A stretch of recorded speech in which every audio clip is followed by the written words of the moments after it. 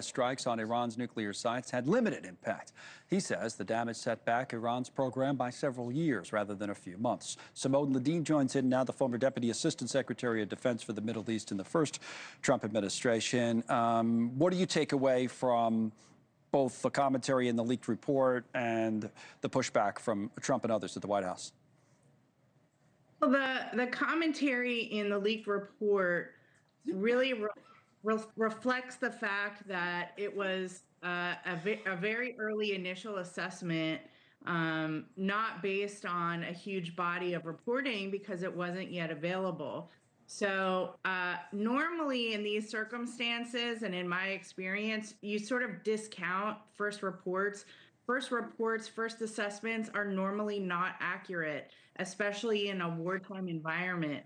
So I think the fact that this was leaked when it was in the way that it was very politically motivated. And also the fact that the analysts had low confidence in what they were assessing also shows, demonstrates clearly this is not something to bet anything on. It was just someone had to write a report that was due at a certain time. Now, I agree with the pushback. Obviously, the president and his team have access to a wide body of reporting, a lot of different types of intelligence. And when you hear the chairman of the Joint Chiefs of Staff saying with such assurance that these strikes were successful, I would take that a lot more seriously than some random initial assessment. The Israelis also had a more aggressive assessment. Just part of the statement from the Israel Atomic Energy Commission reads as follows: "We assess that the American strikes on Iran's nuclear facilities combined with Israeli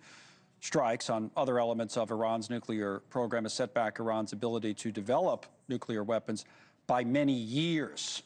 The achievement can continue indefinitely if Iran does not get access to nuclear material." So they go with many years, few months, and is the back and forth. What would be considered a success here once all is said and done? Well, for Israel, an Iranian nuclear program is an existential threat. So for them to come out and say this, what would their motivation be to obfuscate, to hide the truth? It wouldn't make sense to me. So yes, the goal was complete obliteration of the Iranian nuclear program.